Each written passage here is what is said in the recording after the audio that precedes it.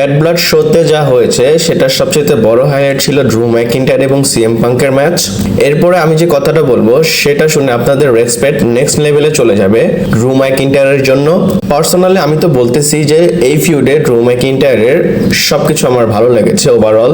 তার প্রোমো, তার স্টোরি, তারপর ম্যাচের মধ্যে পারফরমেন্স, সেটা কিন্তু আসলে এক্সপেকটেশনাল ছিল। আর কোনো ক্রেডিট দেওয়া হচ্ছে না কে বেশি বেটার, সিএম পাঙ্ক নাকি ড্রু ম্যাকইন্টায়ার, বাট আমার কাছে এটা ভালো লেগেছে। তো বিষয়টা হচ্ছে আপনারা যে রক্তের বন্যা দেখেছেন ড্রু ম্যাকইন্টায়ারের মাথায় সেটা সত্যিকারের ছিল। আর রিপোর্ট এটা জানা গিয়েছে 16টা শিলি লেগেছে ড্রু ম্যাকইন্টায়ারের মাথায়। সিএম পাঙ্ক যখন টুল বক্স মেরেছিল তখন ড্রু ম্যাকইন্টায়ারের মাথায় 70 লেগেছিল। এর জন্যই কিন্তু আমরা ড্রু ম্যাকইন্টায়ারের মাথা থেকে অনেক বেশি রক্ত ঝরতে দেখেছি। আর ড্রু ম্যাকইন্টায়ার আসল মাথা ফাটা নিয়ে এই ম্যাচটাকে ক্যারি করেছে। আর আমার মনে হচ্ছে এদের স্টোরি লাইনটা আগে গিয়ে আরো চলবে। আর আপনাদের কি মনে হয় আমাকে কমেন্ট করে জানাতে পারেন। আর আজকে অনেক আপডেট দেব, চলুন শুরু করা যাক। Hello viewers, welcome to Rachel Bangla BD. প্রথমেই বলি ডাব্লিউডাব্লিউ ব্যাড ব্লাডে যা করেছে সেটা মনে হয় কম হয়ে গিয়েছিল, কারণ শোয়ের শেষেও তারা অনেক কিছু করেছে। কোডি রোডসের উপর কেভিন ওয়েন্স অ্যাটাক করে ফেলে এবং এখানে কেভিন ওয়েন্সের হিল টার্ন হয়। এই জিনিসটা কিন্তু ডাব্লিউডাব্লিউ ব্যাড ব্লাডে করেনি, তারপরে করেছে। কোডি রোডস তার বাসে যায়, সেখানে কেভিন ওয়েন্সের সাথে তার কথা হয় এবং আর্গিউ হয়। তারপর কেভিন ওয়েন্স তার উপর অ্যাটাক করে। আর এইখানে কেভিন ওয়েন্স খুব বাজেভাবে কোডি রোডসকে অ্যাটাক করেছে। আর আমি এবং আপনারা হয়তো চিন্তা করতেছেন এটা কিভাবে হলো, বা এটা তো ডাব্লিউডাব্লিউ আমাদের দেখায়নি। আর আমি বলবো ডাব্লিউডাব্লিউ এখনো কিন্তু কোনো ভিডিও অফিসিয়ালি ভাবে কোনো কিছু আমাদের জানায়নি। এই অ্যাঙ্গেলটাকে ডাব্লিউডাব্লিউ একদম র রাখার চেষ্টা করতেছে। কেভিন ওয়েন্স এবং কোডি রোডসের যা যাই আমরা দেখলাম সেটা কিন্তু ফ্যান রেকর্ড ছিল। আর আপনারা দেখতে পাচ্ছেন ফ্যানদের যে ক্যামেরা সেটার থ্রুতেই কিন্তু ভিডিওগুলো করা হয়েছে। কেউ উপর থেকে ভিডিও করেছে যারা স্টেডিয়ামের উপরে ছিল, তারপর অনেকে নিচে থেকে ভিডিও করেছে, তারপর অনেকে জুম করেও কিন্তু ভিডিওগুলো করেছে। আর ভিডিওতে দেখা যাচ্ছে কেভিন ওয়েন্স খুব ভালোভাবে কোডি রোডসকে অ্যাটাক করেছে। আর এই জিনিসটা অনেক দিন ধরে পেন্ডিং ছিল এবং সবাই জানতো যে কেভিন ওয়েন্স হিল টার্ন করবে, কিন্তু ডাব্লিউডাব্লিউ ঠিক ব্যাড ব্লাডের পরে এই কাজটা করেছে। আর এটা কোডি রোডসের জন্য আরেকটা চ্যালেঞ্জ। আর একটা চিন্তা করেন কোডি রোডসের জন্য কতগুলো প্রবলেম আসলে দাঁড়িয়ে গেল। প্রথমে তো ভাবতাম র্যান্ডি অর্টন তার পিছনে লাগবে এবং কেভিন ওয়েন্স অলরেডি পিছনে পড়েই গিয়েছে। রোমান রেইন্সের সে চ্যাম্পিয়নশিপটা আবার চাই, সে কিন্তু ব্যাড ব্লাডের চ্যাম্পিয়নশিপটার দিকে লুক দিয়েছিল এবং রক আগে থেকেই বলে বসে আছে তোমার সাথে আমার প্রবলেম আছে, এবং অলরেডি রক রিটার্নও করেছে। আর আমি বলবো কোডি রোডসের শত্রুর অভাব নেই, দেখতে হবে এই জিনিসটাকে কোডি রোডস আগে কিভাবে ট্যাকেল করে। এরপরে সিএম পাঙ্কের কথা বলি। আর ড্রু ম্যাকইন্টায়ার এবং সিএম পাঙ্কের স্টোরি লাইনে সিএম পাঙ্কও এখানে টান দিয়ে কাজ করেছে। যেমন ড্রু ম্যাকইন্টায়ার বলেছিল তোমার ওয়াইফ তোমাকে ছেড়ে চলে যাবে, সেই জিনিসটাকে সিএম পাঙ্ক স্টোরি লাইনে দেখিয়েছে। এবং সিএম পাঙ্ক কিন্তু বলেছিল ড্রু ম্যাকইন্টায়ার তুমি আমার সামনে ভিক্ষা চাবা, মানে সেই জিনিসটা কিন্তু ড্রু ম্যাকইন্টায়ার ম্যাচের মধ্যে চেয়েছিল। আর এদিক দিয়ে যখন সিএম পাঙ্ক ম্যাচ শেষ হয়ে বের হয়েছিল অক্সিজেন মাস্ক সিএম পাঙ্ককে পরানো হয় এবং সেখানে সিএম পাঙ্ক বলে যেগুলো সরাও, আমার ওয়াইফের সাথে আমার কথা বলতে হবে। সে বলতেছে আমার ওয়াইফের সাথে কথা বলতে হবে, এজেলির সাথে কথা বলতে হবে, তোমরা এটা সরায় ফেলো। আমি বলবো এরা আসলে একটা সিনেমা দেখায় ফেলছে। তারা ব্রুটালিটি ওয়ার্ড দিয়েছে এই ম্যাচটাকে, কিন্তু এটা একটা সিনেমা বললেই হতো। আর আপনাদের এদের স্টোরিটা কেমন লেগেছে আমাকে কমেন্ট করে জানাতে পারেন। এরপর জিমি উসো একসাথে তো চলে এসেছে, আর জে উসোর রিটার্ন করা এখন দরকার।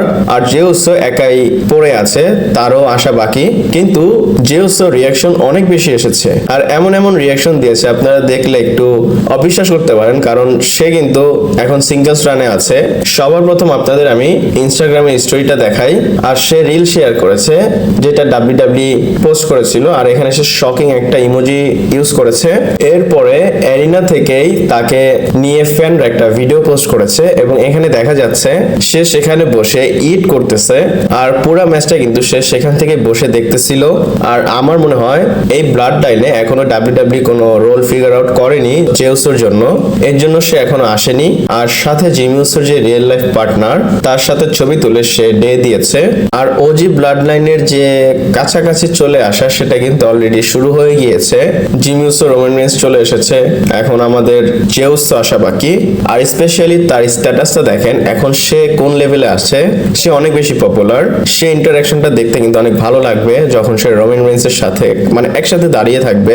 এক কথায় আমি কিন্তু যখন ভিডিও প্রথম বানাতাম তখন কিন্তু আপনাদের বলতাম 2025 সাল আসলে স্পেশাল হবে, আর ব্যাড ব্লাড দেখে আমি একদম শিওর হয়ে গিয়েছি যে আসলে 2025 সাল অন্যরকম হবে ডাব্লিউডাব্লিউর জন্য। এরপরে শুধু ড্রু ম্যাকিন্টায়ার এবং সিএম পাঙ্কের ফিউডটা তো শেষ হয়নি, তাদের ব্রেসলেটের কাহিনীটাও আগে চলে গিয়েছে। ব্রেসলেটের বিষয়ে আমি সবকিছু আপনাদের বলেছিলাম যে ভিক্টোরিয়া নামের একটা মেয়ে এই ব্রেসলেটটা তৈরি করেছে এবং সেটা সিএম পাঙ্কে গিফট করেছিল, এবং সেই ব্রেসলেট নিয়ে কিন্তু ড্রু ম্যাকিন্টায়ার সিএম পাঙ্কের ফিউডটা শুরু হয়েছে। তারপর ডাব্লিউডাব্লিউ কিন্তু এটা ডাব্লিউডাব্লিউ শপে বিক্রিও করেছিল, এবং অনেকেই বলেছে যে এই মেয়েটার সাথে অন্যায় করা হয়েছে, অনেক কিছুই বলেছে, কিন্তু এখন বিষয়টা অন্যরকম হয়ে গিয়েছে। আপনারা ভিক্টোরিয়ার সাথে সিএম পাঙ্কের ছবি দেখতে পাচ্ছেন, এবং ব্যাড ব্লাড ব্যাক স্টেজে সে ছিল এবং এরিনাতে তাকে স্পেশাল ভাবে একটা চেয়ার দেওয়া হয়েছিল, সে সামনে থেকে ব্যাড ব্লাডটা এনজয় করতে পেরেছে। আর এটা শুনে তো আপনারা একটু অবাক হয়েছেন, তাকে স্পেশালি ভাবে ডাব্লিউডাব্লিউ ট্রিট করেছে। কিন্তু এরপরে যেটা বলবো সেটা শুনে আরো বেশি অবাক হবেন এবং বলবেন ওয়াও কত বেশি লাকি ভিক্টোরিয়া, কারণ সিএম পাঙ্ক ভিক্টোরিয়াকে একটা জিনিস গিফট করেছে, যেমন ভাবে ভিক্টোরিয়া সিএম পাঙ্ককে গিফট করেছিল। সিএম পাঙ্ক কি করেছে, নিজে থেকে একটা ব্রেসলেট বানিয়েছে, সেটা প্রথমে সিএম পাঙ্ক তার ইনস্টাগ্রাম স্টোরিতে দিয়েছে, তারপরেই কিছুক্ষণ পরেই জানা গিয়েছে বা ভিক্টোরিয়া এই ছবিটা পোস্ট করেছে এবং সে ক্যাপশনে লিখেছে এই ব্রেসলেটটা তো আমার জন্য। দেখেন সিএম পাঙ্ক ভিক্টোরিয়ার জন্য আলাদাভাবে একটা ব্রেসলেট বানিয়েছে। আই থিঙ্ক সিএম পাঙ্ক বুঝতেছে যে কত বেশি ইম্পর্টেন্ট রোল ছিল এই ব্রেসলেটে, আর সিএম পাঙ্ক যে একনলেজ করেছে এটা আমার কাছে অনেক ভালো লেগেছে। আমি বলবো ভিক্টোরিয়া অনেক বেশি lucky as a WWE fan, কারণ সিএম পাঙ্কের হাত থেকে সে একটা গিফট পেয়েছে, ব্যাকস্টেজে ছিল এবং স্পেশাল ট্রিটও পেয়েছে সে। এরপরে ব্যাড ব্লাডে ব্লাড লাইনের কত কিছু হয়ে গিয়েছে আপনারা তো জানেন, এবং এই ফুটেজ দেখে আপনাদের যে মন বা আপনাদের যে অনেক দিনের আশা সেটা আপনাদের পূরণ হবে। রোমান রেইন্স এবং জিমি উসো একসাথে যাচ্ছে, আর এইখানে আপনারা জিমি উসোর টি শার্টটা দেখেন, এখানে লেখা দে নট দ্য ওয়ান্স, আর আগে কি লেখা থাকতো উই আর দ্য ওয়ান্স। আর এই টি শার্টটাও কিন্তু রোমান রেইন্সকে দেখাচ্ছিল জিমি উসো, আর দুইজন হাত মিলাচ্ছে কথা বলতেছে, মানে একদম ভাইয়ের মতোই। আর এটা দেখে কিন্তু ডিফারেন্ট ভাইব আসতেছে, কারণ আগে যখন আমরা রোমান রেইন্স এবং জিমি উসোকে একসাথে দেখেছি রোমান রেইন্স কিন্তু শুধু অর্ডার দিত, আর এটা কেন করতো, কারণ সে নেগেটিভ ওয়েতে ছিল, মানে হিলে ছিল। আর এখন এটা কিন্তু একদম অন্যরকম হবে, কারণ রোমান রেইন্স ট্রাভেল চিফ কিন্তু সে ওটিসি, আর তার ক্যারেক্টারও চেঞ্জ, যেভাবে তার ভাইকে সে ট্রিট করবে সেটা একদম অন্যরকম হবে। এরপর রক এসে সবকিছু উল্টাপাল্টা করে ফেলেছে আপনারা জানেন, এবং ডাব্লিউডাব্লিউ কি করেছে, ডাব্লিউডাব্লিউ তাদের ইউটিউবে এই ভিডিওটা পোস্ট করেছে, আর এখানে ডাব্লিউডাব্লিউ যে স্টেটমেন্টটা রিলিজ করেছে সেটা হচ্ছে the Rock's make an earth shattering return and stares down Roman Reigns. আর এখানে একটা জিনিস ফ্যানরা নোটিস করেছে, আর এটা অবভিয়াসলি দেখাই যাচ্ছে, আর এখানে কিন্তু সে কিন্তু জাস্ট রোমান রেইন্সের নামটা মেনশন করেছে, স্টেয়ার ডাউন কিন্তু সে শুধু রোমান রেইন্সের না কোডি রোডসের সামনেও করেছে, এবং অ্যাড করতে চাইলে জিমি উসোকে অ্যাড করতে পারে। আর ডাব্লিউডাব্লিউ হয়তো এখান থেকে ইন্টেন্স যে মোমেন্ট, যে গরম হয়ে আছে সেই দিকটা রোমান রেইন্স এবং রকেট দেখানোর জন্য চেষ্টা করতেছে, আর এটা করলে ফ্যানদের অবশ্যই বাধ্য করা হবে যে নেক্সট ইয়ার যে রেসলম্যানিয়া হবে সেটা রক এবং রোমান রেইন্সের সাথে হবে ম্যাচ। আমি বলি এটা এত বেশি সিম্পল না যে বললেই হয়ে গেল, এটা অনেক বেশি কমপ্লেক্স একটা বিষয়। আপনারা জানেন অনেক বেশি অ্যাঙ্গেল একটা স্টোরি লাইনে দেখানো হচ্ছে, এবং এটাও শিওর না রেসলম্যানিয়াতে কার্ড কি হবে সেটা নিয়েও কিন্তু কনফিউশন আছে। এরপরে জানেন গোল্ডবার্ট এসেছে, এবং গোল্ডবার্টকে নিয়ে অনেক বেশি কোশ্চেন হচ্ছে যে সে কি সৌদি আরবিয়াতে ম্যাচ করবে কিনা। আর পার্সোনালি আমি গোল্ডবার্টের বিষয় একবারে জাম্প করব না, এবং ট্রিপল এইচ রিসেন্টলি তার বিষয় বলেছে, সে বলে গোল্ডবার্ট টিভিতে এসেছে তার মানে কোন একটা পারপাস আছে এবং সেই জিনিসের মানেও আছে। আর আমি বলি সৌদি আরবিয়া সামনে আসতেছে, আপনারা লিংক করতে পারেন কিন্তু ডাইরেক্ট ওয়েতে না, আপনারা হয়তো গুন্থার এবং গোল্ডবার্টকে লিংক করতেছেন, এবং এই জিনিসটার জন্য প্ল্যান কিন্তু ডাব্লিউডাব্লিউ এখনো করেনি।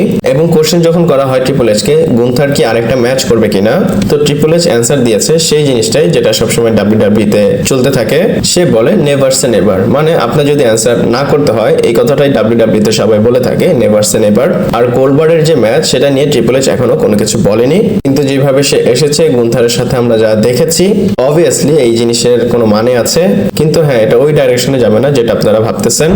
এরপরে রকের বিষয়ে কথা বলি। আর রক যখন রিটার্ন করেছে সে ইনস্টাগ্রামে লাইভে চলে এসেছে এবং এখানে সেটা বলেছে যে আমি সবচেয়ে উপরে আছি। সে বলে রোমান রেইন্সকে তো আমি একনলেজ করেছি, কিন্তু এই 6টা মাসে যা যা হয়েছে সেগুলো একদম এফ আপ ছিল, আর এগুলো সব বাদ দিতে হবে। রক চলে এসেছে, সবকিছু রক ঠিক করবে। এবং সে বলে আমি যখন আসি সবকিছু কেমন চেঞ্জ হয়, ফ্যানরা কিভাবে আমার উপর অ্যাটেনশন দেয়। এবং সে ব্যাক স্টেজে যখন যাচ্ছিল, সে তার ট্রাকে যাচ্ছিল, খুব কুল ভাবে সে যাচ্ছিল এবং তার যে মানা সেটা এনজয় করতেছে। তারপর কোডি রোডসকে নিয়ে সে বলে, মানে তার বাবা ডাস্টি রোডস, ট্রাকে যে পোস্টার লাগানো থাকে, সে বলে তুমি আমার হিরো, আমি তোমাকে রেসপেক্ট করি, কিন্তু তোমার ছেলেকে আমি রেসপেক্ট করি না, আমি তাকে হেট করি। সে কিন্তু 5 মিনিটের উপরে এই লাইভটা করেছে, কিন্তু এখানে সে ক্লিয়ার করে কোনো কিছুই বলেনি। সে বলে রকের কাছে বলার জন্য অনেক কিছু আছে, কিন্তু এখন বলবে না, বলবে কখন, যখন তার মনে হবে যে আসলে কথা বলতে হবে তখন সে বলবে। সবসময় কিন্তু মনে হয় রয়্যাল রাম্বলের পরে রেসলম্যানিয়ার যে পিক প্লেস সেটা আসলে ধরা হয়, কিন্তু ব্যাড ব্লাড থেকে কিন্তু ধরা হচ্ছে রেসলম্যানিয়াতে কি কি হবে। আর ব্যাড ব্লাড নেক্সট ইয়ার যদি হয় সেটা আরো বেশি ইম্পর্টেন্ট হবে। আর আমি বলবো ব্যাড ব্লাড একটা নেক্সট লেভেলের পেপার ভিউ ছিল, এতটা এক্সপেকটেশন ছিল না যেই হিসাবে ডাব্লিউডাব্লিউ বুকিং করেছিল, কিন্তু শোটা হওয়ার পর ডাব্লিউডাব্লিউ অন্য লেভেলেরই একটা শো তারা করেছে। আর এই ভিডিও যদি আপনাদের ভালো লাগে লাইক কমেন্ট শেয়ার সাবস্ক্রাইব করে পাশে থাকতে পারেন। পরবর্তী ভিডিওতে আবার দেখা হচ্ছে।